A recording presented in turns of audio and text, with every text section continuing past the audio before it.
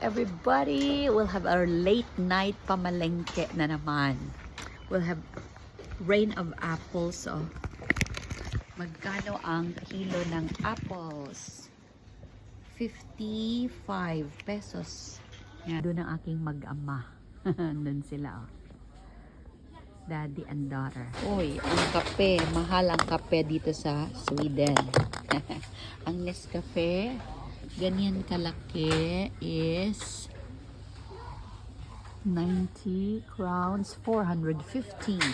Ako ng aking favorite nuts, Brazil nuts.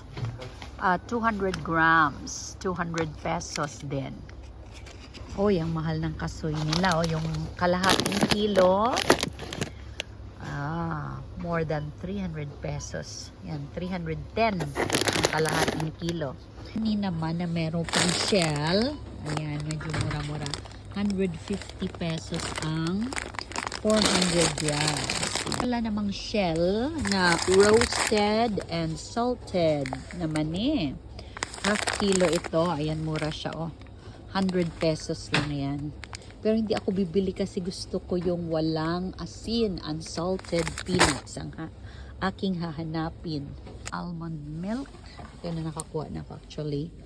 Kasi meron tayong lactose intolerance at para may calcium pa rin tayo but non-dairy, we use almond drink.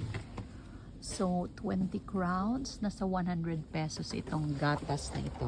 Ayan, may kalabasa din sila. Yung isang buo, 150 pesos ang kilo pala.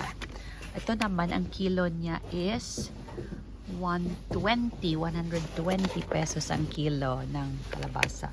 Bili din tayo ng sunflower seeds kasi on sale siya oh. 20 crowns, 100 pesos lang ang 400 grams. Maganda itong masarap itong i-roast or ilagay sa tinapay. Licorice naman, 100 pesos ang 300 grams. Yan. Hindi ko yan gusto. Kasi maalat ang licorice. Yan. Yan naman yung ibang klase ng mga candies nila. Yan. Daming pagpipilian. Ito ang paborito ng aking mag-ama. Yung soft raspberry jelly.